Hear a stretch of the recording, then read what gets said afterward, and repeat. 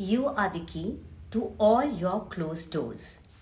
मंथन में आने वाले जो मेरे मेहमान हैं वो इसी बात को फॉलो करते हैं। उन्होंने अपने जीवन के हर बंद दरवाजे को स्वयं अपनी मेहनत से खोला है, तभी वो इस काबिल हुए हैं कि हम उन्हें फॉलो करते हैं, उनके जैसा बनना चाहते हैं। आज जो मंथन में मेरे मेहमान हैं वो किसी भी तरह के पहचान के मोहताज नहीं है। वैसे कहा जाता है कि वो एक बहुत अच्छे फिल्म स्टार हैं, लेकिन उन्होंने ना अपने आप को सिर्फ एक फिल्म स्टार की तरह कभी प्रोजेक्ट नहीं किया। वो एक सिंगर हैं, वो एक राइटर हैं, वो कोडिंग भी करते हैं और साउंड इंजीनियर हैं। इसके अलावा आपने उनकी आवाज़ जो है, डब्ड आवाज़ जो है, वो हॉलीवुड फिल्म्स में सुनी होगी। आपने उनको सुना होगा डिस्कवरी के बहुत सारे शोज़ में, और थिएटर के वो बहुत जाने माने एक्टर हैं। यानी आज मैं जिनसे आपको मिलवाने वाली हूँ, उनसे बात करने के लिए मुझे सोचना पड़ेगा कि मुझे उनसे उनके किस प्रोफेशन के बारे में बात करना है। एक कलाकार जो एक एक्टर है उस बारे में बात करना है, ये जो बाकी उनकी पर्सनालिटी में जो स्टार्स लगे हुए हैं उनके बारे में बात करना है। आज हमारे साथ है नन अदर देन साहिल वैद जी। तो चलिए मैं सीधा उन्हें आमंत्रित कर लेती हूँ। हाय नैना जी, थैंक यू फॉर ज्वाइनिंग। और साहिल जी को भेजती हूँ एक इन्विटेशन। और अगर आपके मन में कोई सवाल हो ना तो आप प्लीज जरूर पूछिएगा, ताकि आप भी अगर कुछ बनना चाहते हैं, कुछ अलग करना चाहते हैं। वेलकम, नमस्ते। हाय। हाय, नमस्ते नमस्ते। कैसी हैं आप? मैं बहुत बढ़िया हूँ, आप कैसे हैं? मैं बहुत अच्छा। तबीयत पानी आप बिल्कुल। परफेक्ट। जी। आपका आपका बहुत ज्यादा बिजी शेड्यूल चल रहा था, क्योंकि मैंने बहुत बार कोशिश की थी कि मैं आपसे टाइम लूं और आपका इंटरव्यू लूं, लेकिन अब जाकर के आज फाइनली 26 जनवरी मेरे लिए बहुत ऐतिहासिक दिन बनने वाला है। आई एम देयर नहीं, विद यू टुडे। आप इनफैक्ट आई थिंक थोड़ा सा मुझे बढ़ा के बता रही हैं। ऐसा कुछ ऐसा नहीं है कि मुझसे मिलना है या मुझसे बात करनी बहुत मुश्किल है। इट्स जस्ट कुछ लोगों को वादे किए हुए थे, वो वादे पूरे कर रहा था। तो हाँ, कमिटमेंट्स जो मैं भी वो जानती हूँ। जो पहले आता है उसको पहले उसका काम खत्म करके दे दिया जाए तो वो ओ, भी खुश। आप मैं कैसी हैं? थोड़ी लेट थी। मैं बहुत परफेक्ट हूँ, बहुत बढ़िया हूँ। अभी से 2-3 दिन पहले तक मैं कोरोना से खेल रही थी और जूझ रही थी, लेकिन अब मैं बिल्कुल मस्त हूँ। अरे अरे, अब आपकी तबीयत ठीक है? अरे बिल्कुल दुरुस्त, देखे ना, बिल्कुल परफेक्ट, एकदम परफेक्ट। चलिए, और गुड गुड आज गुड। आपसे शायद मुझे बहुत कुछ सीखना भी है, तो मुझे तो परफेक्ट होना ही था आज, है ना? अरे तो अच्छा, एक बात बताइए, मैं जब आपके बारे में पढ़ रही थी और जब मैं लोगों को बता रही थी, तो मुझे फिर खुद भी समझ में नहीं आ रहा था कि आज मैं एक एक्टर से बात करने वाली हूँ, एक थिएटर आर्टिस्ट से बात करने वाली हूँ, एक साउंड इंजीनियर से बात करने वाली हूँ, या वॉइस ओवर आर्टिस्ट से बात करने वाली हूँ। मैं आज बात कर किससे रही हूँ? आप एक ऐसे इंसान से बात कर रही हैं जो जिसने टू मेक एंड्स मीट जिसे कहते हैं ना, बहुत कुछ सीखा, क्योंकि पता नहीं था कि क्या बनने वाले हैं। बिकॉज मन तो ये बना के आए थे कि एक्टर बनेंगे, लेकिन यहाँ पे बहुत मुश्किल लग रहा था घुसना, शुरू करना। तो बाकी सारी चीजें करनी पड़ी। तो आप एक एक मानव से बात कर रही हैं, और किससे बात कर रही हैं? हम तो अपने अपनी प्लेट पे खाना डालने के लिए, अपने घर में सामान डालने के लिए, मैं भी वही हूँ। मैं भी आप ही लोगों के जैसा, सबके जैसा हूँ। Oh, sweet. अ, बस ये है कि मैं दफ्तर नहीं जाता, मैं स्टूडियो जाता हूँ, बस यही फर्क हाँ, ये बात आपने सही की। अच्छा, आप बात करने से ही बहुत डाउन टू अर्थ, बहुत मॉडेस्ट व्यक्ति लग रहे हैं, तो मुझे लगता है कि आपसे मुझे और भी बहुत कुछ पूछना ही पड़ेगा। आपका स्ट्रगल है, मैं वो स्ट्रगल के बारे में बाद में पूछूंगी। सबसे पहले जो मुझे नसीर साहब के साथ आपके जो सालों साल से गुजरता हुआ वक्त आ रहा है, जब थिएटर आप उनके साथ कर रहे हैं, तो वो है। एक्सपीरियंस आपका कैसा है? और वो नसीर साहब के साथ काम आपने शुरू कब करना शुरू किया? मैंने नसीर सर के साथ मैं नसीर सर का स्टूडेंट ही रहा हूँ। मैं मुस्लिम वुड से हूँ। वो मेरे एक्टिंग डिपार्टमेंट के एचओडी थे। अच्छा। मैं ज्यादा ट्रेनिंग लेके आया हूँ, ऐसे नहीं कि मैं ऐसे ही आ गया। ओ। तो वो मेरे एचओडी थे। उन्होंने बहुत डांटें लगाई हैं मुझे। मुझे कभी मतलब मैंने होप उम्मीद भी नहीं की थी कि मैं उनके साथ काम भी करूंगा आगे चल। तो जब हमारा फाइनल एग्जाम हुआ था, तो जी। हमें कुछ सीन वर्क करना होता है। किसी भी नाटक का एक सीन लेके उसको प्रिपेयर करना होता है। हमें तीन हम्म। चार महीने मिलता है। लोगों को लगता होगा कि एक सीन करने के लिए 3-4 महीने का वक्त। तो खैर, अगर आप नसीर सर के साथ काम करेंगे तो आपको पता लगेगा कि एक सीन के अंदर अ, एक एक सीन के अंदर भी एक 4 या 5 पेज का भी सीन होता है। तो हम्म। उसके अंदर कितना काम लगता है, कितनी मेहनत लगती है, अगर आप नसीर सर के सामने परफॉर्म कर रहे हैं तो उसमें भी मैंने अपने ऊपर एक चैलेंज डाल लिया था कि मैंने शेक्सपियर का एक सीन उठा लिया, तो सब लोग हंस रहे थे कि हाँ तुम नसीरुद्दीन शाह के सामने शेक्सपियर करोगे। मैं हम्म।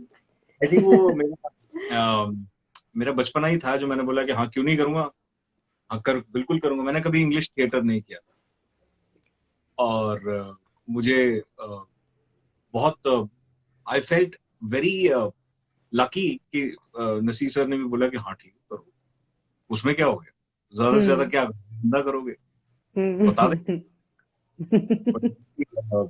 बहुत मेहनत की। उससे पहले कभी शेक्सपियर परफॉर्म नहीं किया था, उससे पहले कभी वो लाइनें नहीं पढ़ी थी। वो एक होती है नॉर्मल, आप इंग्लिश पढ़ते हैं कहीं पे आपको टेक्स्ट समझ में आ जाता है, टूटा फूटा ही सही आपको मतलब समझ में आ जाता है, ऊपर से यहाँ पे वो शेक्सपियर जिस तरीके से लिखते थे उसके अंदर सब टेक्स्ट तो होता ही है, सब टेक्स्ट के ऊपर वो भाषा ही अलग, इट्स समथिंग डिफरेंट। जिन लोगों ने शेक्सपियर पढ़ा है वो समझते हैं। लकीली वो अच्छा हुआ। आई थिंक वहां से उन्होंने सोचा कि दिस बॉय हैज सम, तो एक प्ले पढ़ रहे थे वो नया, उस प्ले का नाम था द म्यूटनी कोर्ट मार्शल। वो भी इंग्लिश प्ले था, अमेरिकन प्ले अच्छा। था, अच्छा। जिसमें सब हमारे सीनियर्स और सब एक्टर्स, सब मोटली के लोग नेवल ऑफिसर्स बने थे, वर्दी वर्दी पहन के। मैंने नाटक देख रखा था, तो उन्होंने कहा कि भाई तो एक लड़का जो है उसको मिल गई है फिल्म, वो तो जा रहा है ग्रीस शूटिंग करने, मैं चाहता हूं कि तुम ये वाला कैरेक्टर प्रिपेयर करो और आ जाओ। तो अब वो वही बात हो गई, it was almost the same. वो कैरेक्टर जो था एक साइकियाट्रिस्ट का था, नेवल अच्छा। साइकियाट्रिस्ट। अच्छा। तो मुझे हर लाइन पे रेफरेंसेस ढूंढने पड़े। ये आज से 14-15 साल, आई थिंक 12 साल पुरानी बात है, जब इंटरनेट इतना फास्ट नहीं था हमारे पास किसी के पास। कि आप गूगल कर लो तो आपको एसेंशियल बैलेंसिंग फैक्टर के बारे में पता लग जाएगा, या डिस्टर्ब्ड पर्सनालिटी या एडजस्टेड पर्सनालिटी के बारे में पता लग राइट, राइट, राइट, राइट। जाएगा। To really go through a lot of things, क्योंकि नसीर सर की आदत है, आप कोई डायलॉग बोलते हो उनके सामने बड़ा कॉन्फिडेंटली कि हाँ, तो वो आपसे पूछ लेते हैं कि हाँ भाई ये जो तुमने अभी भी बोला है इसका मतलब क्या है। ओ भाई साहब। वहां मुझे मालूम था, इसलिए मैं पूरी हाँ। तैयारी किया था। He did ask me questions कि हाँ ये कॉम्पनसेशन क्या होता है, एडजस्टमेंट क्या होता है, डिस्टर्ब पर्सनालिटी क्या होता है। तो I kind of told him जो मैंने पढ़ा था, तो ही वाज लाइक हाँ ठीक है, इसका मतलब वगैरह तुम समझते भी हो जो तुम बोल रहे हो। मतलब हाँ सर मैंने थोड़ा पढ़ा, सिगमंड फ्रॉइड पढ़ा, ये पढ़ा वो पढ़ा। तो he was very impressed, he said कि good, and he just laughed. He said कि वो कभी तारीफ नहीं करते, वो ये नहीं बोलते कि बहुत अच्छा है, he just laughs कि हाँ बच गया। and he really despises actors who don't prepare, यानी एक्टर्स जो तैयारी करके नहीं आते वो छोड़ते नहीं, होने वो बख्शते नहीं कि तुम क्या सोच के एक्टर बनने हैं।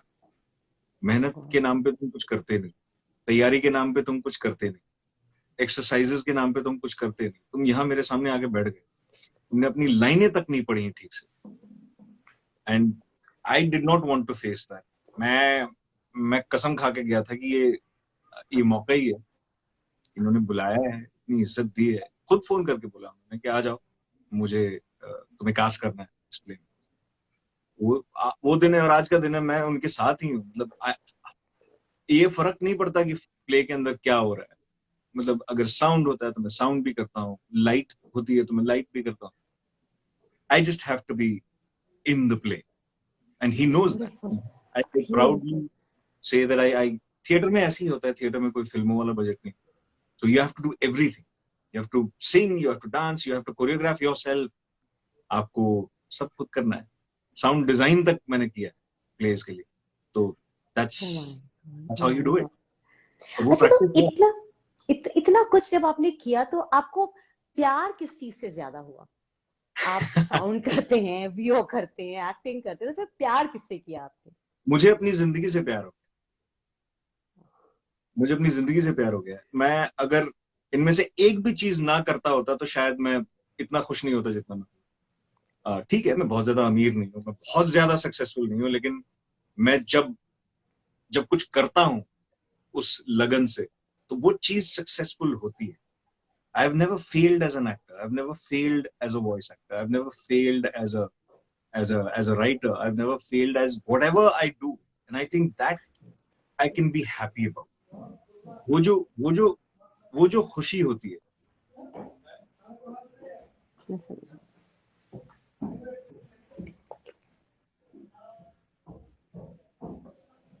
आती है, आपको लगता है यार ये पता नहीं होगा कि नहीं होगा, फिर आप अपने पास जाते हो, आप सोचते हो यार वो हो गया था तो ये भी हो जाएगा, देख लेंगे. It's that confidence that that makes you. आप पूछ रही है ना कि इनमें से कौन सी चीज, आई थिंक इन सब का जो सार है ना, इन सब का जो मेल है, वो मुझे बनाता है.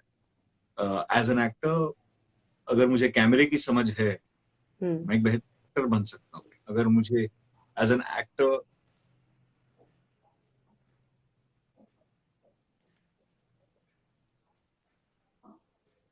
edit, sound, if I understand these different faculties, मैं एज एन एक्टर उस पूरे प्रोसेस के बीच में, आप देखिए मैं यहाँ बैठा हूँ, एक गैप लाइट लगाता है, कैमरामैन आपको मार्क देता है, फोकस पुलर आपसे पूछता है कि ये आपका मार्क है सर, ये आपका. So you have to understand everybody's profession. और अगर आप सबके हिसाब से, सबके दायरे में रह के अगर आप परफॉर्म कर जाते हो, तो सब लोग सोचते हैं कि यार, and that comes only with a lot of practice and training. मुझे लगता है ये अचीव करना अपने आप में बहुत कम लोग हैं ऐसे जो, बिकॉज लोगों को लगता है एक्टिंग कोई भी कर लेता है, यू नो, सबको लगता है कि हम कैमरे में डायलॉग ही तो बोलना है. वो नहीं है, बहुत टेक्निकल काम है. मेरी बातें शायद बहुत इंटेलेक्चुअल लग रही होंगी लोगों को, लोग कहेंगे ठीक है यार, हम भी तो जाते हैं कॉलेज में एक्टिंग करते हैं, हम भी तो स्टेज पे लोगों को. हाँ, आप करते हैं, लेकिन जब ये चीजें एक लिमिट में, एक लिमिटेशन में करनी पड़ती हैं, तो बहुत कुछ बदल जाता है. तो आई थिंक आप पूछ रही हैं इनमें से सबसे ज्यादा प्यार किस चीज से है, तो मुझे तो अपनी पूरी लाइफ से प्यार. Lovely lovely. अच्छा, आपसे बात करते हुए मुझे एक बात थोड़ी सी समझ में आई, और मेरा मन में ये सवाल था भी कि आप जिस तरह के कलाकार हैं, जितनी डेप्थ, जितनी गहराई आपके अंदर है, और आप छोटे से छोटे किरदार को भी ये नहीं देखते कि छोटा है या बड़ा है, आप उसे करते हैं और आप अपनी छाप छोड़ देते हैं. कभी आपको ये बुरा नहीं लगा कि सब कुछ अच्छा होने के बावजूद भी मैं वहां क्यों नहीं हूं, मैंने सेकंड लीड हमेशा क्यों चुना? अगर मैं फर्स्ट लीड चुनता तो शायद हर बार मुझे फर्स्ट फर्स्ट फर्स्ट मतलब मेन हीरो का कैरेक्टर मिलता. ये पिंच होता है आपको कभी? शुरू में होता था, लेकिन योगिता जी, मैं बांस का पौधा हूँ. बाकी पौधे 15 दिन, 1 महीना, 2 महीना, अलग अलग किस्म के पौधे होते हैं, लेकिन बांस का पौधा 4 साल में उगता है. जो भी खेती बाड़ी जानते हैं, जो भी पौधे उगाते हैं घर, वो जानते हैं कि बांस का पौधा उगता है, वो बहुत वक्त लगाता है. कभी कभी तो ऐसे लगाने वाला भूल जाता है कि यहाँ पे बांस का पौधा लगा हुआ, लेकिन जब वो उगता है तो फिर सबसे ऊंचा उगता है. करेक्ट. तो मैं पहले अपनी जड़ें बना लूं. मैं अलग अलग फिल्मों में अलग अलग डायरेक्टर्स के साथ मैं लोग चुनता हूँ, मैं कैरेक्टर भी नहीं चुनता. मैं अभी मैंने श्रीराम राघवन साहब की फिल्म में एक गेस्ट अपीयरेंस किया, बट मुझे उनके साथ काम करना था. मुझे जैसे पता लगा कि श्रीराम राघवन साहब की फिल्म है, मैंने कहा उठाओ बस्ता, चलो सुबह 6 शूट पे. उसमें मैं फिर सोचता नहीं हूँ. अभी कुछ ऐसे डायरेक्टर्स हैं जो, जिनका मैं नाम ले लूंगा तो शायद वो इस बात का फायदा उठा लेंगे अगर वो देख रहे होंगे या कभी देखेंगे. हाँ. कुछ ऐसे डायरेक्टर्स हैं जिनके साथ मुझे काम करके देखना है, यू नो. मैंने मिलाप जवेरी के साथ भी काम किया, मैंने डेविड धवन साहब के साथ भी काम किया, नसीर साहब के साथ भी काम. तो मैं अभी अपना स्पेक्ट्रम बना रहा हूँ. मुझे जानना है कि मैं कहाँ फिट होता हूँ इस इंडस्ट्री में. राइट. आप बोल रही हैं रोल छोटा या बड़ा, ठीक है. जब हम गाड़ी का बोनेट खोलते हैं तो एक डंडी होती है, आपने देखी, उसको डिपस्टिक बोलते हैं. फिर देखे गाड़ी में तेल कितना है, वो एक मार्क होता है उस डंडी में. वहां तक तेल है तो मतलब गाड़ी चलने लायक है. मैं अभी अपनी डंडी में तेल लगा के देख रहा हूँ कि कितना. आप बोल रही हैं गहराई बहुत है मुझ में, मैं भी तो जान लूं मुझ में कितनी गहराई है. तो एक बार ये सब हो जाए, बिकॉज मैं सीधा ही अगर हीरो बन जाऊंगा, सीधा ही अगर लीड एक्टर बन जाऊंगा, तो थोड़ा चैलेंजिंग हो जाएगा, क्योंकि पोस्टर पे एक नया चेहरा देखकर कोई फिल्म देखने नहीं जाता।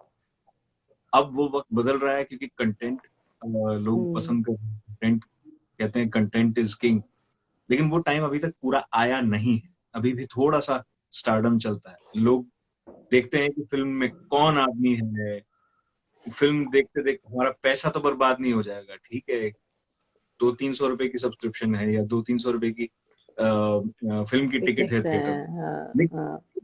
उस 200-300 रुपए के लिए भी क्या कहीं हमारा वक्त तो नहीं बर्बाद होता? क्योंकि वक्त भी तो लगा रहे हो आप, सिर्फ अगर पैसे नहीं दे रहे।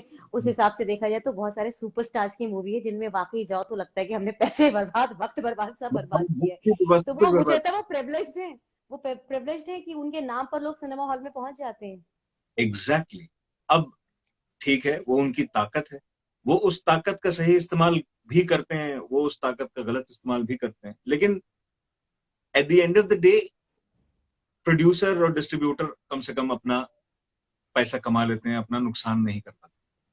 लेकिन अब ये जो कमर्शियल वायबिलिटी वाली बात, ये एक नया आदमी अगर पोस्टर पे डाल दिया जाए, मान लीजिए मेरा चेहरा पोस्टर पे लग गया, मैं खड़ा हूं ऐसे एक फिल्म का, फिल्म के इस इंटरव्यू से ही देख लीजिए, इस इंटरव्यू में जितने लोग देख रहे हैं, अगर मैं सबसे पूछूंगी मेरी फिल्म देखने जाएगा, बोलेंगे हाँ हाँ हम जाएंगे हम जाएंगे हम जाएंगे। इतनी वाली बात होती है। एक शादी में जब हम इनवाइट करते हैं लोगों को, वहां इतने सारे बहाने आ जाते हैं कि अरे वो फलाना बीमार हो गया था इसलिए नहीं आ पाए, हम सगन भेज रहे हैं, ये तो आप सोचिए, फिल्म से तो किसी का कुछ वास्ता ही नहीं होता। फिल्म तो लोग एंजॉय करने के लिए जाते हैं, या हद से हद अगर फिल्म तो इंस्पिरेशन ड्रॉ करने के लिए जाते हैं, करेक्ट? राइट, तो राइट। सिनेरियो में बहुत से लोग ऐसे होंगे जो आमिर खान की फिल्म देखना पसंद करेंगे, क्योंकि वो बहुत एस्टैब्लिश्ड है, उनकी फिल्में इंस्पायरिंग भी होती हैं, उन्हें देखकर आपकी आंख में आंसू भी आएगा, वो ट्राइड एंड टेस्टेड है, करेक्ट? वहीं अब नया लड़का जाके इस तरह का रोल करता है, तो शायद वक्त लगेगा उसको थोड़ा सा ग्रो करने में, और प्रोड्यूसर्स और डिस्ट्रीब्यूटर्स वो रिस्क नए लोगों के साथ नहीं ले सकते। इस चीज को क्रेडिबिलिटी बोल सकते हैं आप, राइट? तो आई डोंट नो, अब वो एक रिस्क भी है। अगर एज अ लीड एक्टर मैं फेल हो गया, मैं वापस कैरेक्टर रोल्स या सेकंड लीड रोल्स करता हुआ थोड़ा शायद वाहियात सा लगूं कि ये हीरो नहीं बन पाया इसीलिए ये वापस, यू नो, तो वो दैट इज समथिंग। मैं when I do a lead role, when I lead role से मेरा मतलब ये नहीं है कि मैं अपनी कमीज फाड़ के अपनी एब्स दिखाऊंगा और दोनों हाथों में मशीन गन 1000 लोग डालूंगा, नहीं, वैसा रोल होगा तो वैसा करेंगे। लेकिन लीड रोल से मेरा मतलब है एक किरदार जिसकी ये कहानी, राइट?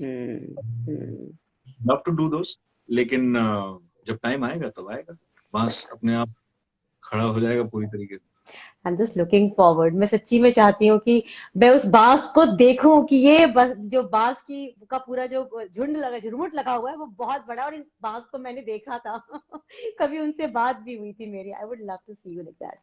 नहीं, हम अच्छा, तो कभी जी, आपकी जो शुरुआत हुई फिल्मों की तरफ, आपका रुझान हुआ, तो ये बचपन से वो स्कूल कॉलेज से स्टार्ट हो गया था आपका ये, क्योंकि ये एक तरह का कीड़ा होता है टीवी और फिल्मों में आना, तो ये आपको शुरुआत से था या ये बाद में बड़े होकर के आपने थिएटर बिजनेस शुरू किया? मैं कुछ आई थिंक 3 साल का था, तो स्कूल में एक फैंसी ड्रेस कंपटीशन जी।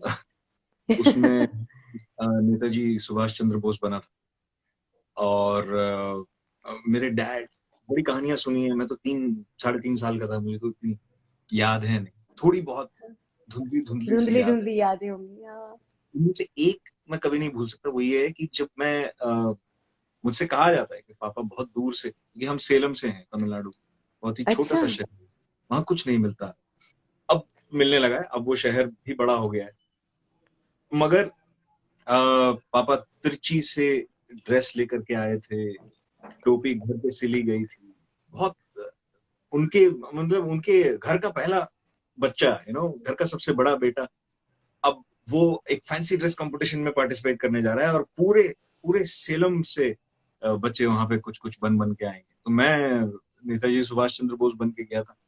जी। मुझे याद है कि मुझे मेरे चाचा ने एक टेबल पे खड़ा कर दिया था, वो गोल हाँ। चश्मा पहना था नेताजी। हाँ, हालांकि वो काला था, उसके अंदर से दिखता है लेकिन बाहर से नहीं दिखता। हाँ। तो उन्होंने कहा था कि बोल के दिखाओ। इस तरफ एक लाइन थी फैमिली मेंबर्स की, इस तरफ एक लाइन थी फैमिली मेंबर्स की, वो लगभग जॉइंट फैमिली ही थी।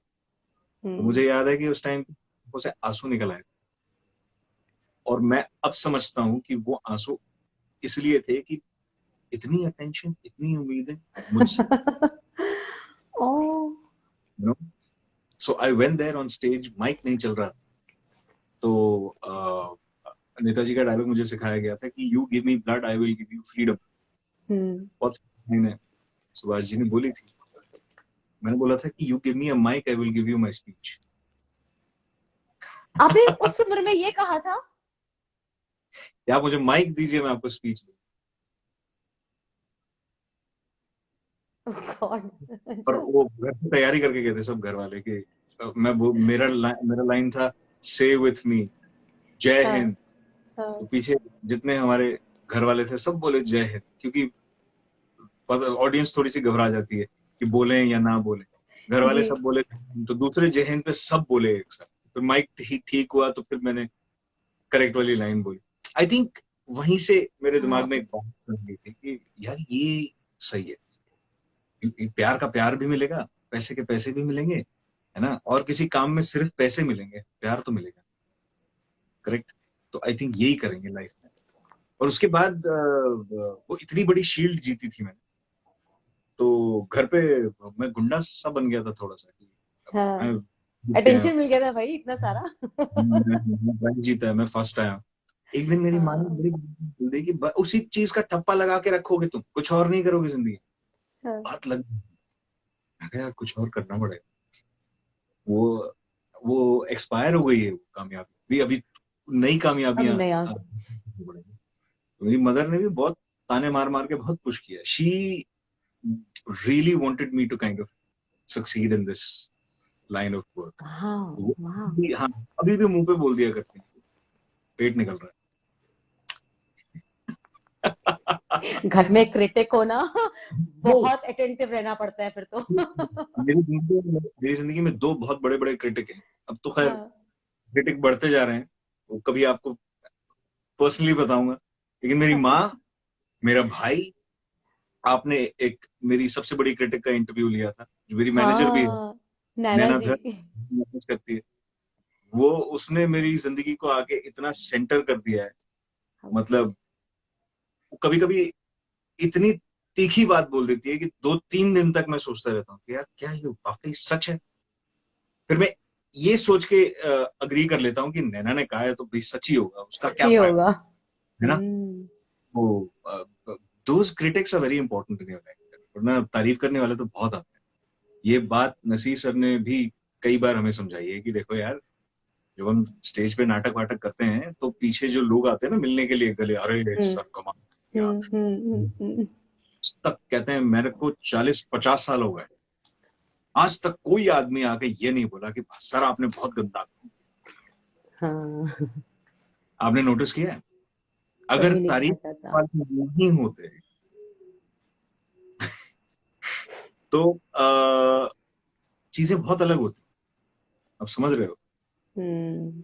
अच्छा बोलने वाले बहुत लोग होते हैं, वो आपसे मिलना चाहते हैं, वो आपके साथ तस्वीर लेना चाहते हैं, वो आपसे हाथ मिलाना चाहते हैं, वो और लोगों को जाके बताना चाहते हैं कि वो आपसे मिले, देखो ये वो है जो उस फिल्म में था, ये वो है जो उस नाटक में था। लेकिन आपकी निंदा करने वाले कभी आके आपके मुंह पे निंदा नहीं करते। खास तौर पे वो लोग जिनसे आपका कुछ लेना देना नहीं। निंदा वो करते हैं जो आपकी बहुत ज्यादा केयर करते हैं। आपने तो बिल्कुल मेरा वो जो माइंड सेट या थॉट था ना कि निंदा कौन करता है, वो आपने सीधा बदल दिया। हम हाँ तो यूजुअली नहीं ये सोचा करते थे कि जो आपको पसंद नहीं करता वो आपके बारे में कुछ कहते हैं, पर ये नहीं आपने नहीं सही कहा, जो चेहरे पर नहीं निंदा करते हैं वो आपको नहीं, सामने टोकते हैं आपके अपने। ये फर्क है। जो आपकी बहुत ज्यादा केयर करते हैं, जो आपके शुभचिंतक हैं जिसे कहते हैं, हम्म वो की निंदा करेंगे कमरे में, सामने।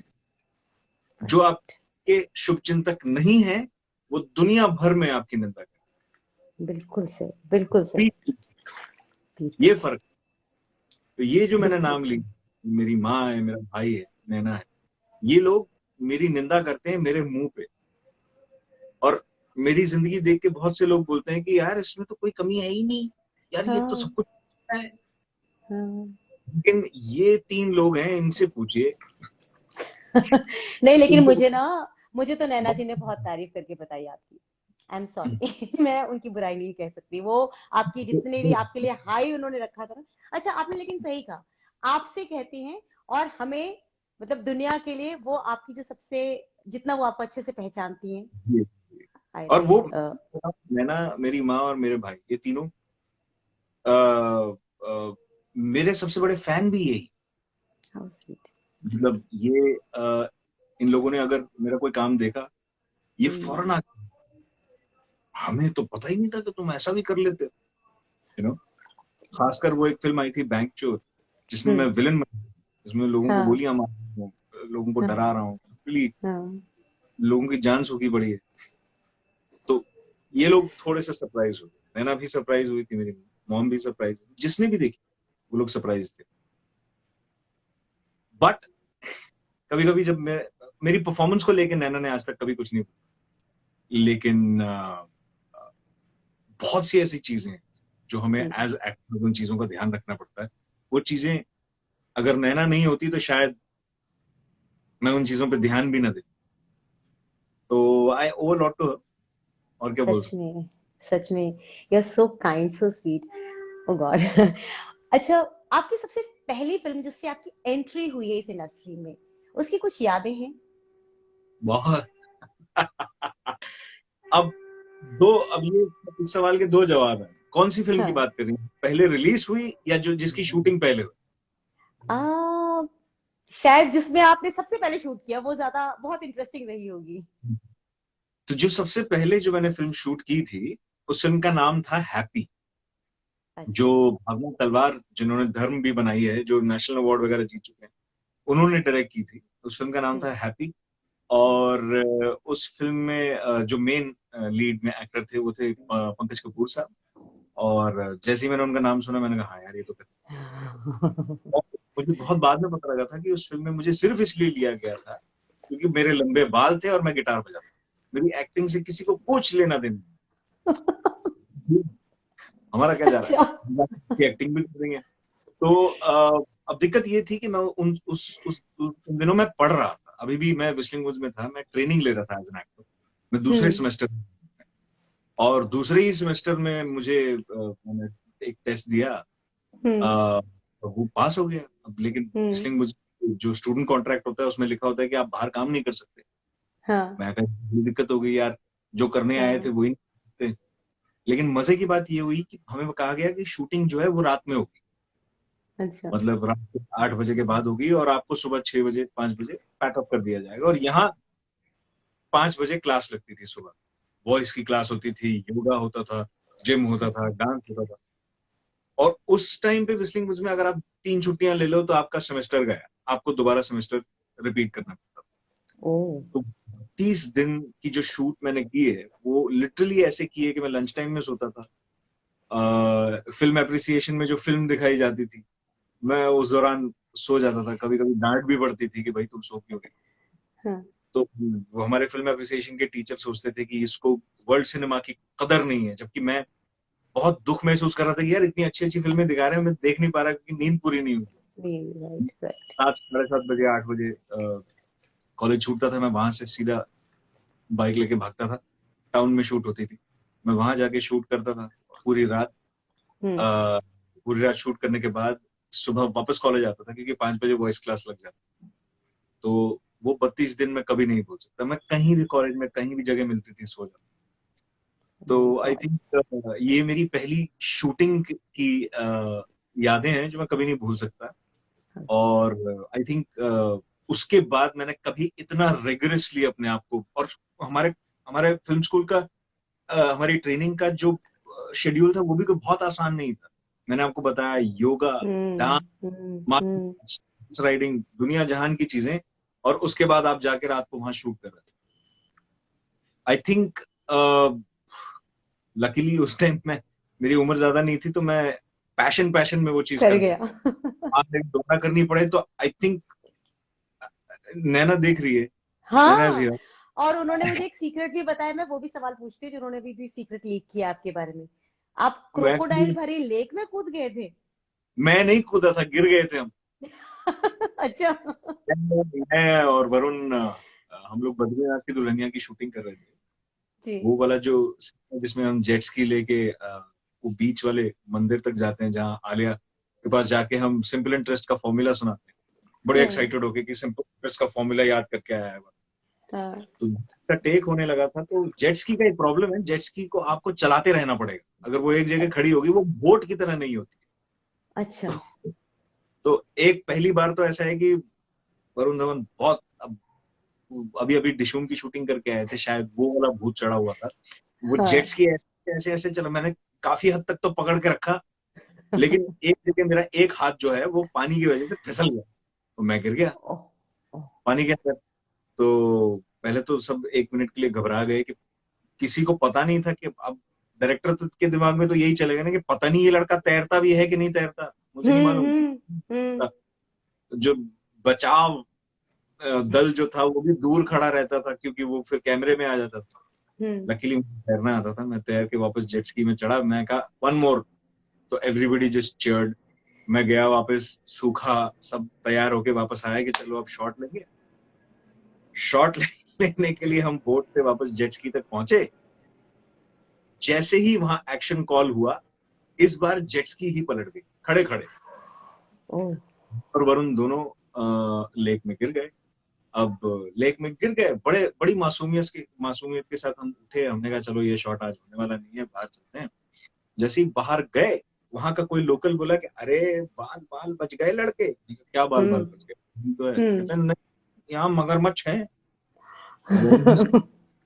क्या बकवास करते हैं? कहते हैं हाँ हाँ वो देखो सो रहा है। वहां हमने देखा लिटरली एक मंदिर सा, छोटा सा एक माउंट सा बना हुआ है लेक के जी। बीच में। हाँ। दो मगरमच्छ को खोल के आया करके ऊँग रहे हैं एक दूसरे के ऊपर। नहीं यार, बच गए, बच गए। गब्बर। बाल बाल बचे आप लोग। बहुत सी चीजें ऐसी हैं जो पता ही नहीं लगती लोगों को कि पीछे क्या क्या हो गया। सच में, सच में। शूटिंग सच में बहुत इंटरेस्टिंग सा लगता है, मतलब कभी हम्म। इंसिडेंसेस सुनो तो सच में बहुत मजा आता है। अच्छा, बहुत एक बहुत बात ज्यादा बताइए। वो दुनिया सीरीज की फिल्में तो सबसे ज्यादा, आई मीन, अकवाले जरीन जो देख रहे हैं गूगल कर लें। मतलब वाले जरिए। सुनहरे सुनहरे अक्षर कहे जा हाँ। सकते हैं इन शूटिंग्स के। एक तो प्रोडक्शन हाउस जिसको फिल्में बनानी आती हैं, ऊपर से डायरेक्टर जो इतने प्यार से अपनी फिल्में बनाता है, ऊपर से मेरे को एक्टर्स जो बहुत हम्म। प्यार, आलिया भी, वरुण भी, गौरव पांडे भी, बहुत से मेमोरेबल मोमेंट्स हैं। आई थिंक मेरा करियर दुल्हनिया फिल्म्स के बीच, जिसे कह सकते हैं ना पनपा कि है। जिसमें वो कैलेंडर बनाया जाता है कि ईशा से पहले और ईशा से बाद। तो मेरी लाइफ में भी मेरे मन में ऐसा चलता है कि हम्पी से पहले, हम्पी के बाद। हाँ। अच्छा, कास्टिंग काउच का जो ये टर्म है, क्या जी, इससे पीड़ित सिर्फ लड़कियां ही होती हैं या आप लड़कों को भी कभी कुछ झेलना पड़ा है? लकीली मुझे ऐसा कुछ कभी झेलना नहीं पड़ा, वैसे लेकिन लड़कों को झेलना पड़ता है। मैंने सुना है, मैंने कहानियां बहुत सुनी है, मगर जो चीज फर्स्ट हैंड मैंने नहीं देखी अपनी आंखों से, उसके बारे में कमेंट करके फायदा नहीं है। लेकिन हाँ, मैं ह्यूमन बिहेवियर को समझता हूँ। जब कोई इंसान थोड़ी सी पावर में आ जाता है, तो उस ताकत का गलत इस्तेमाल लाजमी है, अनलेस इंसान की इंटेग्रिटी बहुत ज्यादा दृढ़ ना हो। आप समझ रही हैं? देखिए, अब दुनिया हर तरह के लोगों से भरी पड़ी है, अच्छे लोग हम्म। भी हैं, बुरे लोग भी हैं। हम्म। अच्छे लोग हम्म। कौन जो अपने ताकत का गलत इस्तेमाल करें? अब वो बैठे हुए हैं, वो तय करेंगे कि आपका ऑडिशन डायरेक्टर को दिखाया जाए या ना दिखाया जाए। वो तय करेंगे कि आपका ऑडिशन लिया भी जाए या ना लिया। तो मैं ये नहीं कह रहा कि वो ऐसा करते ही हैं, लेकिन ये बिल्कुल पॉसिबल है। ये लड़कियों के साथ तो खैर हमने बहुत सारी लड़कियों ने हिम्मत की, उन्होंने अपना एक वो मी टू मूवमेंट शुरू किया था, उन्होंने अपनी बात को सामने रखा। कुछ लड़के जो बहुत ज्यादा, अभी वो वाला जमाना आया नहीं है जब लड़के खुल के अपने प्रताड़ित अपने होने की, शोषण के बारे में बताएं, है ना? हाँ, वो अपने शोषण की ही बातें, मैन है ना, वो ही जी मैन हाँ, है ना, वो कैसे बड़ी कैसे बेइज्जती जीते हैं। महसूस करते हैं अपने खुद के लिए भी। और तो हम्म, आई थिंक वो कहानियां निकलेंगी धीरे धीरे। अब ऐसा है कि ऐसा तो हर बिजनेस में, हर काम में, हम्म, राइट, ऐसा राह चलते भी हो रहा है। तो सिर्फ मुझे नहीं लगता सिर्फ फिल्म इंडस्ट्री या हमारे मीडिया लाइन को दोषी ठहराना, ये आई थिंक हमें इस चीज को इस देश से ही निकाल निकाल देना चाहिए। और आई थिंक वो तभी होगा जब लोग अपनी इंटेग्रिटी के बारे में सोचना शुरू करेंगे। हम अपने दोस्तों को समझाएं, हम अपने बच्चों को समझाएं, हम अपने घर वालों को समझाएं। ये घर हम्म। की होती है ये चीज, वो है ना आपने चाइनीज। कभी तो if I'm at peace at home, I'm at peace in the society. If I'm at peace in the society, I'm at peace in the world. वही चीज है, जो चीज घर से शुरू होगी वही चीज बाहर देश बन। करेक्ट। आपने कभी नेपोटिज्म या कैंप वाला जो एक सीन होता है फिल्म इंडस्ट्री में, आप उसके द्वारा कभी इग्नोर, नेग्लेक्टेड, कभी आपको कुछ ऐसा महसूस हुआ? नहीं, निग्लेक्टेड फील नहीं हुआ, हम्म, लेकिन हाँ कभी कभी ऐसा लगता था कि यार ये जो अपॉर्चुनिटीज मिल रही हैं ये थोड़ा जल्दी और क्विक सक्सेशन में या फिर आसानी से मिल जाती तो ज्यादा अच्छा हो। लेकिन फिर मुझे लगा कि आसानी से मिल जाती तो मैं शायद इन चीजों की इतनी कदर भी नहीं करता। राइट। एक अच्छी चीज है, ये जितने भी कैंप हैं या जितने भी गैंग हैं या सो कॉल्ड गुट बने हुए हैं भी या नहीं, वो that's something for you to decide. अगर हैं भी हाँ, तो उन सभी गुटों को एक चीज की जरूरत पड़ेगी ही पड़ेगी, हम्म, अच्छे एक्टर्स की। Well said, well said. क्योंकि वो जितने गुट हैं वो अकेले फिल्म नहीं बना सकते, हर किसी को एक अच्छा एक्टर चाहिए, हर किसी को अपनी फिल्म के अंदर इफेक्टिव एक्टर्स चाहिए जो अपने सीन को अच्छे से कर सकें, जो अपना काम ईमानदारी से कर सकें। ठीक है। अगर मेरे पिताजी प्रोड्यूसर होते तो शायद मुझे सब आसानी से मिल जाता। लेकिन अगर मैं अपने काम को लेके इतना पैशनेट नहीं होता जितना मैं आज हूं, जो मैं बोल रहा हूं कि मैं अपने हर काम से प्यार करता हूं, तो शायद वो कामयाबी मेरे हाथ से यूं छिन जाती। राइट। ऐसा तो है नहीं कि ऐसे हमारे सामने बहुत सारे ऐसे एग्जाम्पल्स हैं, बहुत अच्छे इंसान हैं वो लोग जो स्टार्स के बच्चे हैं। कुछ कामयाब हैं, कुछ कामयाब नहीं भी। हम्म, इसलिए मैं वरुण की बात करूं तो वरुण के साथ काम करके ऐसा लगता ही नहीं है कि वो इतने बड़े डायरेक्टर, इतने बड़े प्रोड्यूसर का बेटा है। उसका खुद का भाई एक सक्सेसफुल डायरेक्टर है। राइट। उसके डैड की मैं खुद फिल्म कर चुका हूँ। अभी हमने कुली नंबर 1 की शूटिंग की, अभी रिलीज हुई। हम्म, आप ऐसा नहीं कह सकते कि नेपोटिज्म है तो आपको मौका नहीं मिलेगा, बिल्कुल मिलेगा। मुझे डेविड सर ने खुद मौका दिया, उन्होंने खुद फोन करके मुझे बोला साहिल तू ये मेरी फिल्म में ये वाला रोल कर रहा है। हम्म, अब मैं अगर बोलूंगा कि ऑडियंस देखना ही वरुण को पसंद करती है, साहिल वैद को देखना पसंद नहीं करती है, तो फिर इसमें लोग कहेंगे कि अरे तुम तो ऑडियंस के ऊपर उंगली उठा रहे हो। हम्म।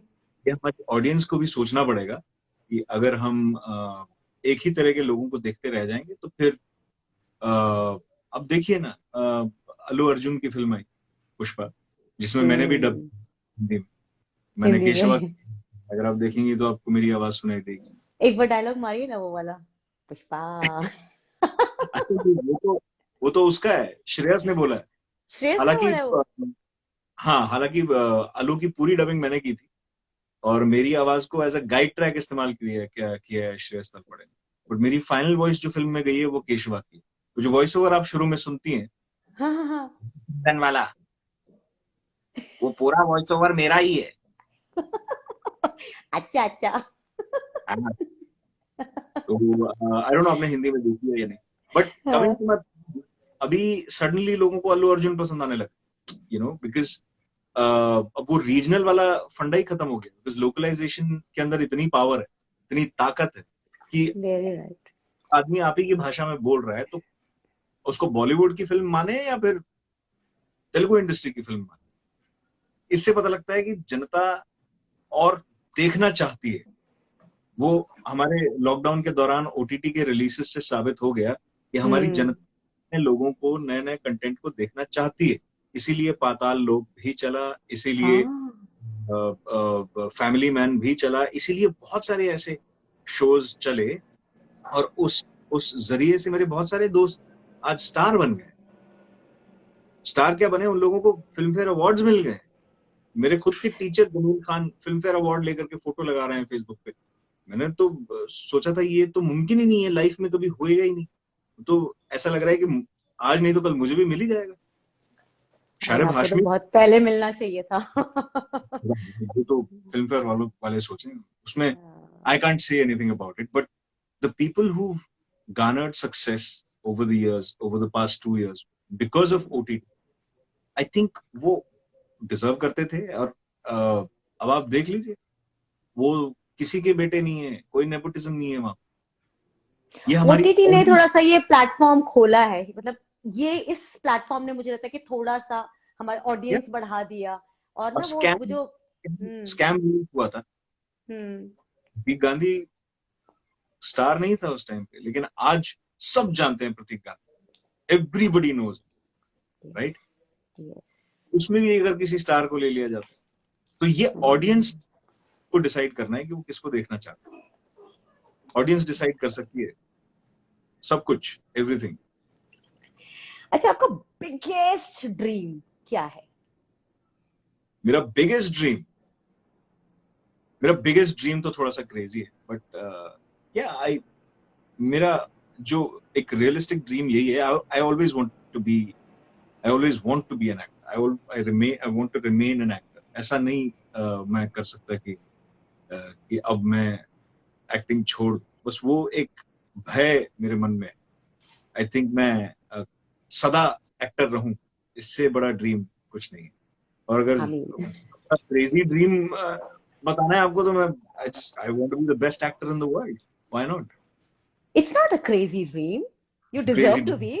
आप एक्टर हैं और वो तो it's a crazy dream because our country is now full of really amazing actors. मेहनत करूंगा, one of them, and you're one of them. I'll strive to be one of the best, but to be at the top is it's going to be difficult. नामुमकिन नहीं है, आप ठीक कह रही हैं, लेकिन मुश्किल। I will strive for that. Yes. और कोई रिग्रेट है लाइफ में? नहीं। कोई फिल्म जिसे करके आपको रिग्रेट फील हुआ हो, नहीं करना चाहिए था? कभी भी नहीं। मैं आज से ज्यादा दूर क्यों जाए? 7-8 साल पहले अगर मैं अपने साथ में, आई थिंक 2012 में ही चला जाऊं, 2011 में ही चला जाऊं, और टाइम मशीन में जाकर मैं खुद से मिलूं और बोलूं कि तुम आगे जाके इन लोगों के साथ काम करने वाले हो, पहले तो मेरा कबाड़ा हो जाएगा। अच्छा, क्या बात कर रही है, इन लोगों के साथ काम करने वाला हूँ, तो फिर बैठ जाते हैं आराम से, कोई दिक्कत नहीं। इसलिए वो मार्वल सिनेमैटिक यूनिवर्स में बोलते हैं, do not mess with the timeline. अगर मुझे जाता है कि मैं इतने बड़े बड़े लोगों के साथ काम करने वाला हूँ, तो शायद मैं इतनी मेहनत कभी करता ही नहीं। लेकिन रिग्रेट कतई नहीं। I always go back to my roots. I always go back to what I was back in the day. और मैं सोचता था कि यार इन लोगों के साथ काम करने के तो मैं ख्वाब देखा करता था, आज मैं इन लोगों के साथ 1-on-1 काम कर रहा हूँ। ठीक है, एक सीन के लिए या 2 सीन के लिए या सेकंड लीड, पैरेलल लीड, उससे कोई फर्क नहीं पड़ता। मैं जहां से आता हूं, मैं बहुत कामयाब हूं अपने मन में, अपने दिमाग में। I am very successful at what I do. आज से 10 साल की इंटरव्यू दोबारा करेंगी तो मैं फिर यही बात बोलूं। क्या आपको याद है हम अगर मैं जीवित रही तो मैं आपका पक्का इंटरव्यू करूंगी आज से 10 साल। बिल्कुल मास्क पहनिए, सैनिटाइजर से हाथ धोइए, बिल्कुल जीवित रहेंगे हम सब। आई विश आपका इंटरव्यू लेने के लिए मुझे जीवित रहना पड़ेगा। ये बात सच है, पता है, जितने भी लोग देख रहे हैं, किसी को इंस्पायर करना मेरे मेरे पेट पैशंस में से एक है। क्या होता है कि हमें खुद ही नहीं पता होता कि हम जो कर रहे हैं उसका अल्टीमेटली क्या एंड रिजल्ट होने वाला है। राइट तो राइट। आप किसी चीज को करके नाकाम नहीं होते, आप किसी चीज को करके उसमें नाकाम होके सीखते हैं, राइट। आपने, बहुत सारे लोग यहाँ पे मोटरसाइकिल चलाते हैं, मोटरसाइकिल चलाने वाले लोग होंगे जो जानते हैं कि इस तरीके से अगर कट मारा जाए तो बाइक फिसल सकती है। कई बार गिरे भी होंगे लोग, लेकिन वो गलती दोबारा दोहराते तो नहीं है ना, वो दोबारा नहीं गिरते उस तरीके से, वो नए कुछ और करते हुए गिरते। That's the trick, that's the beauty of life. You can not recommit a mistake. आप चाह के भी एक गलती को दूसरी बार नहीं कर सकते। बचपन और में अगर दूसरी बार करते हैं तो मतलब वो फिर जानबूझ कर रहे हैं आप, फिर जानने आप बूझने के बाद वही कर रहे हैं आप। चल रहा है। बचपन में जब गरम गरम, जब शादी, मुझे याद है शादियों में जो वो मशीन वाली कॉफी मिला करती थी, आपको याद है, वो ऐसी वाली हाँ हाँ पाइप हाँ हाँ हाँ, निकलता अभी था, भी मिलती है। इतना हबड़सा, इतने वो जो चटोरे होते थे, हम सीधा पहुंच जाते थे, वो कॉफी जीभ जला चुके हैं हम, वो दर्द आज भी याद। दूध का जला छाछ भी फूक फूक के पीता है वाली बात है, लेकिन वो बिल्कुल एग्जैक्ट एग्जाम्पल मैं आपको दे रहा हूँ। वो शादी वाली कॉफी इतनी गर्म हो जाती कि जीभ, उसके बाद हम कभी अपनी जीभ नहीं जलाते। लेकिन उसका ये मतलब नहीं है कि हम कॉफी पीने में फेल हो गए हैं। वो 3-4 दिन वो अजीब सा लगता रहता, लेकिन उस एक्सपीरियंस से भी हम कुछ सीखते हैं कि यार ये गर्म है, ये लगेगी, इसको थोड़ा आराम से पी लेते हैं, बाद में भी वही स्वाद आएगा जो पहले आएगा, तो थोड़ा तो रुक के ध्यान से चलना ज्यादा जरूरी है। जिंदगी एक ही है, उसमें भी जल्दबाजी करके चले जाएंगे तो मुंह के बल गिर जाएंगे, और अगर मुंह पे लग गई तो कैरियर खराब हो जाएगा ना। हाँ सब कुछ इस आनंद का ही तो है। अच्छा, आज साहिल वैद जहाँ खड़े हैं, आप जब पलट के अपने आप को पीछे देखते हैं तो आपको पुराने साहिल और आज के साहिल में क्या बदलाव नजर आता है? कुछ अच्छे बदलाव हैं, कुछ बुरे बदलाव भी हैं। पुराने साहिल में भूख ज्यादा थी, पुराना साहिल बहुत भूखा था। पुराने साहिल को पता लग जाता था कहीं ऑडिशन चल रहा है तो वो ऐसे सरपट भागता था उस तरफ, उसको भले मालूम होता था कि वहां पे जाके 99% ये संभावना है कि उससे कह दिया जाएगा कि आप इस रोल में फिट नहीं। पतला सा था मैं, कोई शक्ल सूरत कुछ नहीं थी, हमेशा 24 घंटे दाढ़ी रहती थी, बाल यहाँ तक बाल रहते थे, ऐसा हमको लगता था कि हम बहुत अच्छे दिखते हैं कि वो रॉक वो स्टार दौर टाइप। था। हाँ, rock star type cruiser bike पे बैठ के हम लेदर की जैकेट, बंबई की गर्मी में लेदर की जैकेट पहन के चल दिया करते। आज फर्क ये है कि हमको पता है, मैं लिटरली कई बार कास्टिंग डायरेक्टर्स को बोल दिया करता हूँ कि ये रोल मेरे लिए नहीं, आप गलत इंसान का ऑडिशन ले रहे हो, मैं इस रोल में फिट नहीं हूँ।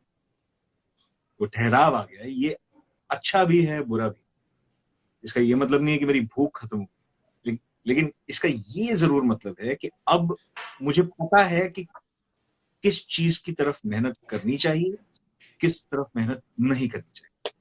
आई थिंक स्मार्ट वर्क और हार्ड वर्क में बहुत फर्क आ गया। पहले मैं कहीं भी भाग पड़ता, वॉइस ओवर हो रहा है, आपको 500 रुपए मिलेंगे, बिल्कुल चलो, यही मौका है जो जिंदगी बदलेगा, ये हुआ करता। और वो 500 रुपए भी जब टीडीएस कट के मिलते थे तो मैं कहता था, है अरे ये क्या हो गया। अब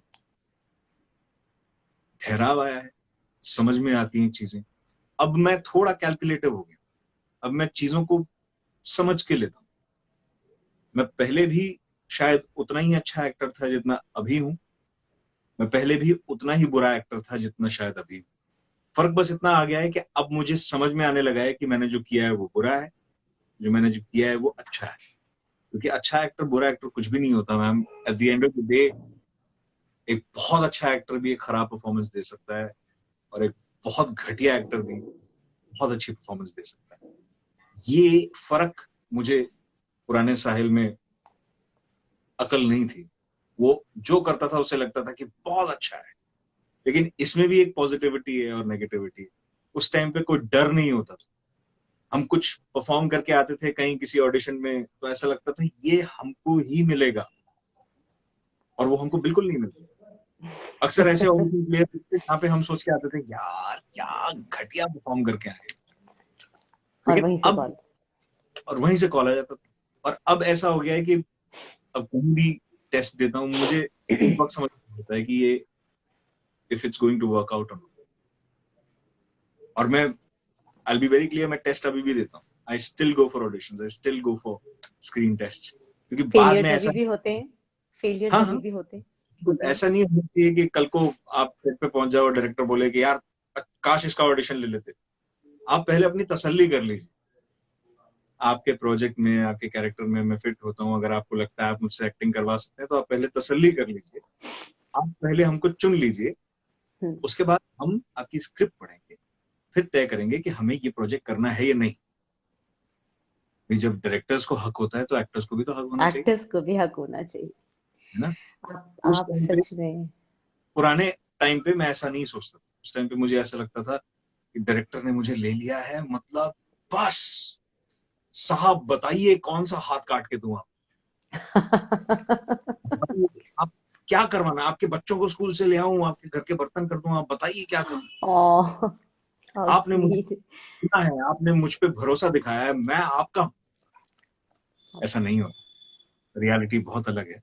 अब वो चीजें धीरे धीरे, मैं ये नहीं कह रहा कि मैं बाबा हो गया हूँ सब कुछ समझ, मैं अभी भी सीख रहा हूँ। रोज कुछ नया पता लगता है। अभी पिछले हफ्ते एक खतरनाक चीज पता लगी जो मैंने सोचा, अब लोग आपके इंस्टाग्राम के पेज को देखकर ये तय करने लगे हैं कि आपको कास्ट करना है कि नहीं करना है। मैं कहा, ये क्या है? है। हम तो हम तो यहाँ एक्टिंग सीख रहे थे, हम सोच रहे थे एक्टिंग के बलबूते लोग लेंगे, तो इंस्टाग्राम पे के फॉलोअर तो आप बोलिए हम खरीद लेते हैं। सच में इंस्टाग्राम के क्या? फॉलो हाँ, इंस्टाग्राम के फॉलोअर तो बिकाऊ हैं।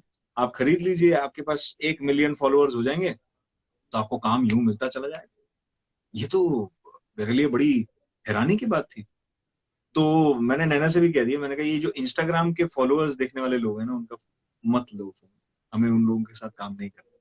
We would like to work with people who understand the craft, जो वाकई फिल्में बनाना चाहते हैं, to inspire people, to motivate people. And I think हमारे लिए उतना काफी है। वी डोंट वांट टू, हम किसी रेस में नहीं, हमारी रेस हमारे साथ है। आपने मुझे मेरे साथ कंपेयर किया, इसलिए मैंने आपको बताया कि काफी चीजें बेहतर हैं, काफी चीजें बेहतर नहीं। मैं आलसी हो गया, पहले मैं बहुत एक्टिव था, अब मैं बहुत आलसी हूँ, अब मैं उतना एक्टिव नहीं। ठीक है, थोड़ा सा चलता है आपके साथ चीटिंग करना, कोई बुरी बात नहीं है। अच्छा, पता है आपको, मैंने आपसे रिक्वेस्ट किया था कि हम सिर्फ आपसे ना 20 मिनट का इंटरव्यू लेंगे, और मैं इतनी लालची निकली कि मैंने अच्छा, 1 घंटा कर दिया। आई एम अरे वेरी वाह। Sorry. I am really sorry. फटाफट चलते चलते 2 क्वेश्चन पूछूंगी, ज्यादा नहीं पूछूंगी। जी एक, जी, आपका आपका इंस्पिरेशन कौन है? मेरे इंस्पिरेशन सबसे पहले तो मेरे फादर हैं। हैं इसलिए बोल रहा हूँ क्योंकि वो अभी भी मेरे इंस्पिरेशन। अब वो है नहीं, लेकिन उनकी बातें अभी भी यहाँ सॉरी। है। आई थिंक बहुत ज्यादा पढ़े लिखे नहीं थे, लेकिन वो ऐसी बातें करते थे जिन्होंने मुझे एक अच्छा इंसान बनाया। वो कभी ये नहीं कहते थे कि लोगों में फर्क करो, वो लिटरली बोलते थे कि सब एक जैसे होते हैं बेटा, सब एक जैसे हैं इस दुनिया के अंदर, कोई फर्क नहीं पड़ता। मैं गहरी डिस्कशंस में नहीं घुसूंगा, मुझे आज भी यही लगता है कि कोई फर्क नहीं पड़ता। जिन बातों को लेकर के झगड़े होते हैं आज हमारे देश के अंदर, हम सब जानते हैं कि किन चीजों की वजह से, किन बातों की बिना पे लोगों के बीच झगड़े करवाए जा रहे हैं। मेरे पिताजी आज नहीं, आज से 30 साल से वो मेरे को यही बोल रहे हैं कि पूरी हिंदुस्तान की पूरी क्रिकेट टीम एक बोतल से पानी पीती है बेटा। सच बात है। अब सोच लो, जिन क्रिकेट के प्लेयर्स को देख करके हम इतना इंस्पायर होते हैं, वो जब आपस में एक दूसरे में फर्क नहीं करते हैं तो हम कौन होते हैं?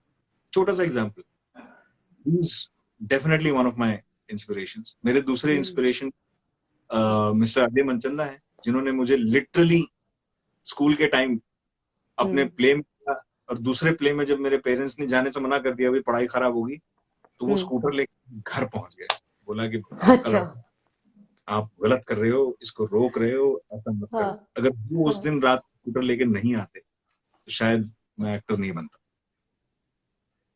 ही इंस्पायर्स मी अलॉट। उन्होंने कुछ टीवी सीरियल्स भी किए हैं, और उसके बाद फिर वो खुद को उन्होंने थिएटर तक ही महदूद रखा, वो उनकी पर्सनल चॉइस थी। My third inspiration obviously is Naseer sir. He कैसे उनके बारे में मैं किन शब्दों में आपको बताऊं, वो अलग आदमी है यार। ही इज मेरे असली बाप को समझाने वाला नसीरुद्दीन शाह था। उन्होंने उनको बोला कि आप बिल्कुल मत घबराइए, आप अपने बच्चे को फौज में मत भेजिए, आपका बच्चा फौज में भले बहुत अच्छा अफसर बन जाए, मगर अच्छा, हमारे, तो आप फौजी बनना चाहते थे? मतलब पापा चाहते थे कि आप फौजी बने? हाँ, वो एक एक एक one of the dreams, one of the top most dreams था। और चिट्ठी आ गई थी, और उस चिट्ठी को लेके ही मेरे फादर नसीर साहब से मिलने गए। नसीर सर ने उनको बहुत समझाया। 3 घंटा वो लोग अंदर क्या बात करते रहे मुझे नहीं पता। बाद में मुझे बुलाया गया, नसीर सर ने कहा कि हाँ बेटा, भाई क्या बनना चाहते हो ये बताओ। मैंने कहा पापा कह दें, तो वो हंस दिए। कहते तो फादर भी यही कह रहे हैं कि जो बच्चे को अच्छा लगे।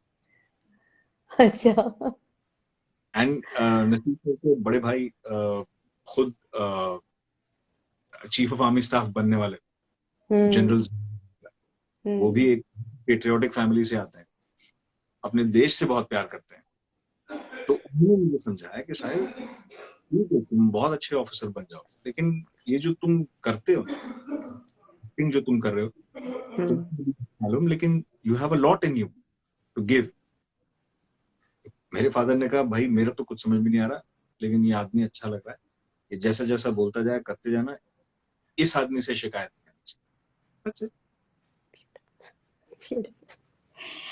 आपका सक्सेस मंत्रा क्या है? सक्सेस मंत्र भी होता है कुछ? हाँ। हाँ, चलिए आज एक बना लेते हैं।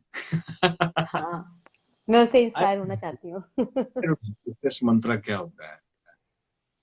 पहले तो आप पूछिए क्या मैं सक्सेसफुल हूँ? आई डोंट नो। हमसे कहते पूछिए। यस।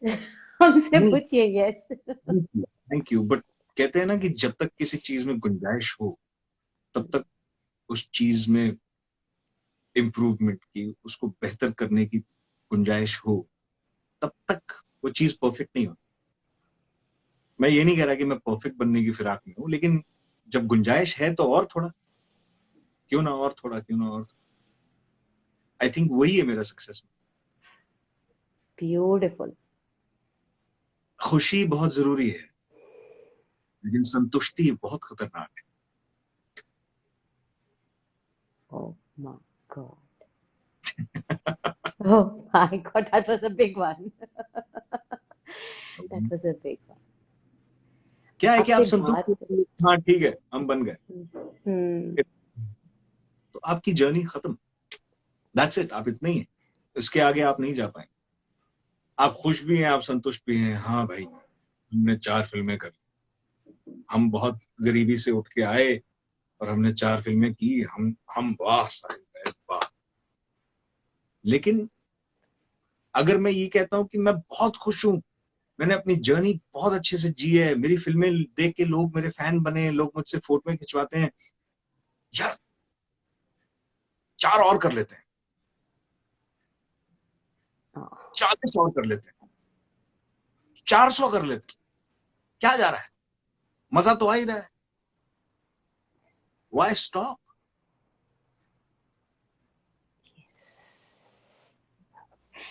सच में आपसे बात करके बहुत बहुत बहुत मजा आ रहा है। और ऐसा लग रहा है कि आज का जो मेरा इंटरव्यू है उसके लिए नैना जी को तहे तहे तहे दिल से थैंक यू कि एक ऐसे हीरे से मिलवाया मुझे। नैना जी कि आपको जिस बहुत बहुत शुक्रिया। मैं आप सच बता में देता एक हूँ, नैना जी के हाँ, आने से पहले की लाइफ बहुत ही आगे बिखरी पीछे थी। बिखरी। हाँ, हाँ। प्रोड्यूसर बुलाते थे, मैं जाता था, वो कहते थे हाँ बेटा कितने पैसे लोगे, मैं बोलता था सर आप ही बता दीजिए, मैं क्या बताऊं। तो प्रोड्यूसर फायदा उठा लेते थे, प्रोड्यूसर कहते थे कि इतना है हमारे पास। मैं बोलता था अरे कोई बात नहीं सर, कोई बात नहीं, आप मेरे लिए तकलीफ ना लें, आपके पास इतना ही है, मैं इतने में कर दूं। तो नैना आई, उन्होंने लिटरली मुझे समझाया कि साहिल तुम बहुत भोले हो, बहुत सीधे हो। तो यार इसमें क्या भोलापन। तो जब पहली बार नैना ने मेरे लिए नेगोशिएट किया, बुरा लगा। मेरे नीचे से जमीन आपको निकल बुरा लगा? मैंने कहा यार ये तो बहुत गलत बात है। मैं होता तो मैं तो बोल देता हाँ ठीक है, नैना कुछ कह रही हाँ, नैना कह रही है कि उनको बहुत मजा आ रहा है। जबकि नैना जी और मेरी यही बात थी कि हाँ, उनका उनका ज्यादा टाइम नहीं लिया जाएगा। है। आज नैना ने बहुत चुन के टाइम स्लॉट निकाला है, आगे पीछे कुछ नहीं। आज 26 जनवरी, आज 26 जनवरी, छुट्टी। Right right. अब देखने वालों को गणतंत्र दिवस की हार्दिक शुभकामनाएं। आज के दिन हमारे देश का संविधान हाँ, ताकत, हमारा देश कॉन्स्टिट्यूशन शुदा देश बने, जिसकी हम हक के लिए लड़ने वाले हमेशा दुहाई देते हैं, ये हमारे कॉन्स्टिट्यूशन। लेकिन उसमें भी वही बात लिखी है जो मेरे पिताजी हमेशा सिखाते, all Indians are my brothers and sisters. Preamble में ही लिखा। स्कूल में जब प्लेज होता था ना, ऑल उसी ऑल हाँ, all Indians are my brothers and sisters, लड़के ना सिर्फ बोलते थे ब्रदर्स, सिस्टर्स में चुप हो जाते थे। सिवाय इफ यू उस रिमेम्बर। टाइम ये अकल नहीं होती थी कि अभी फिलहाल के लिए बोल लो, क्या पता अमेरिकी से शादी हो जाए। ब्रदर्स एंड सिस्टर्स, तो जाओ फिर लंदन अमेरिका पटाओ लड़की। उस टाइम पे वही तभी होता इसलिए है। इसलिए इसलिए उस टाइम लड़के तो एकदम, लड़कियां तो फिर भी बोलती थी ब्रदर्स एंड सिस्टर्स, लड़के बोलते थे सिस्टर्स में या तो चुप हो जाते थे या कहते थे एक को छोड़ के। क्या है बोलते थे इसको छोड़, हाँ, एक को छोड़ के। ये बदमाशी मुझे नहीं याद है। अच्छा, आपका कोई फेवरेट डायरेक्टर है? पता नहीं, मैं अभी भी इस सवाल का जवाब ढूंढ रहा हूँ, क्या मेरा फेवरेट डायरेक्टर है। श्रीराम राघवन साहब के साथ काम करके बहुत अच्छा लगा। मुझे डायरेक्टर्स वो बहुत पसंद आते हैं जो एक्टर को आके लिटरली डिटेल में आपसे रिक्वेस्ट करते हैं कि ये ठीक नहीं था, थोड़ा सा ऐसे कर दो, थोड़ा सा वैसे। कुछ डायरेक्टर ऐसे होते हैं जो कहते हैं कि अरे स्क्रिप्ट को छोड़िए ना साहिल जी, यहाँ पे कुछ ऐसा कर दीजिए फनी सा। लिटरली एक अभी फिल्म की शूट चल रही थी, एक डायरेक्टर ने मुझे कहा अरे स्क्रिप्ट को छोड़ो, यहाँ पे कुछ फनी सा कर दो। मैं बोला ठीक है, उन्होंने एक्शन करा तो मैंने ऐसा करना शुरू कर दिया। डायरेक्टर कहते ये क्या कर रहे हो आप? फनी सा मगर आप ही ने बोला था कि कुछ फनी सा कर दो। कहते नहीं वो मतलब सीन में रह के। मैंने कहा सीन में तो तब रहेंगे ना जो स्क्रिप्ट आपने फिकवा दी है, उस वो दिखाओ तो सही क्या है सीन। आप बोल रहे हो कुछ फनी सा कर दो। तो sometimes you get directors like these, but then sometimes you get directors who are very very particular about what they want, क्योंकि उन्होंने बहुत वक्त लगा के स्क्रिप्ट लिखी होती है, बहुत सारा उनका प्री प्रोडक्शन किया होता है, फोकस ग्रुप करवाते हैं वो लोग, तब जाके वो एक्टर को कास्ट करते हैं और सेट पे बुलाते हैं। I'm a huge fan of directors who make the actor toil, who make the actor work for the part, जो एक्टर से पसीना निकलवा के बोलें कि हाँ ये चाहिए। वरना बहुत आसान होता है एक एक्टर के लिए सर मुझे लगता है ये मेरा जो कैरेक्टर है ना वो ये नहीं बोलेगा। वहां डायरेक्टर फिर उनके ऐसा लगता है कि चावल में कंकड़ आ गया है। वो एक्टर भी मुझे बिल्कुल पसंद नहीं आता। इट्स कोलैबोरेटिव एफर्ट है। तो आप फेवरेट डायरेक्टर पूछ रही हैं तो I don't know, Shashank Khetan. I really love Shashank Khaitan. I really love working with him. David sir, David Dhawan. And yeah, Shriram Raghavan. I really loved working with him अभी recently. ये फहरिस्त उम्मीद है बढ़ती जाएगी। Thank you so much. आपसे बात करके सच में बहुत मजा आया। अपने फैंस को चलते चलते ना अपनी 5 अलग अलग भाषाओं में आई लव यू बोल दीजिएगा। सब आपसे ये सुनना चाहते हैं।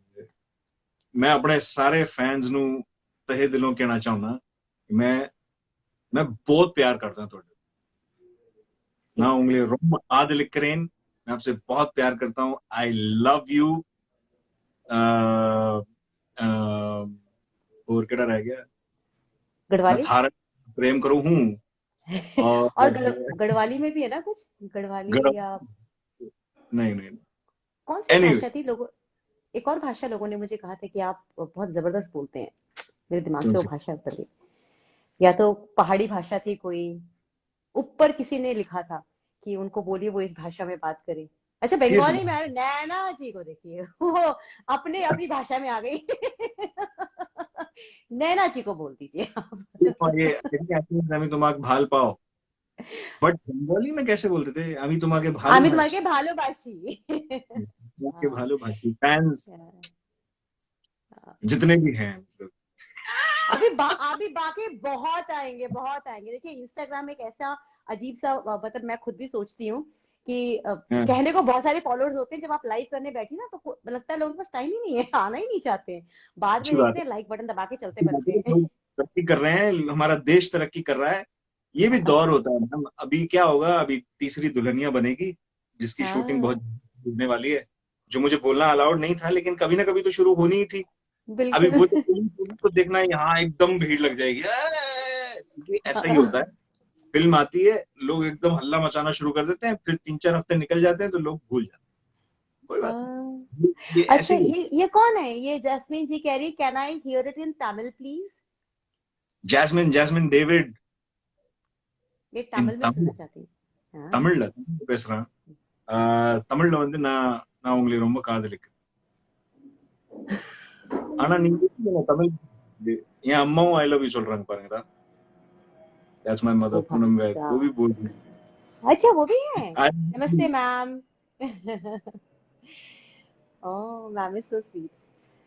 Thank you so much. तहे दिल से आपका शुक्रिया, नैना जी का शुक्रिया, आपकी मम्मी का भी बहुत बहुत शुक्रिया कि उन्होंने अपने बच्चे को इतनी मदद की कि आज वो बच्चा एक सेलिब्रिटी है जिसका इंटरव्यू मैं तहे दिल से लेना चाह रही थी, कुछ सीखना चाह रही थी. और आज की मेरी जो आपके साथ की जो लर्निंग सेशन था ना, it has been wonderful. Thank you so much. I always believe that जब आप अपनी लाइफ का ऐसा रिवाइंड मारते हैं तो आप भी खुद के लिए इंस्पायर हो जाते हैं. क्या दुनिया थोड़ा सा आपको दबा देती है, फिर आप इधर उधर घूमते हैं, सोचते हैं कि यार क्या हो रहा है लाइफ में, कुछ हो नहीं रहा. फिर अचानक ऐसा एक इंटरव्यू होता है जब आप सोचते हो कि नहीं, वो तो बहुत कुछ रहा है, हमें दिख नहीं.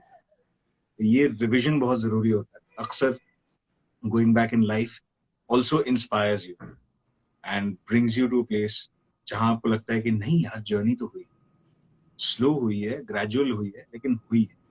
तो एक दिलासा मिल जाता है. So thank you for that. Thank you so much for talking to me. It was lovely. Pleasure was all mine. Thank you so much. और थैंक यू एवरीबडी जो लोग जुड़े रहे हमारे साथ. Thank you everyone. Thank you. Thank फिर you. मिलूंगी thank you. आपसे 10 साल बाद, फिर मिलूंगी आपसे. That's bye. all. Bye bye. See Bye. You sir. या बाय.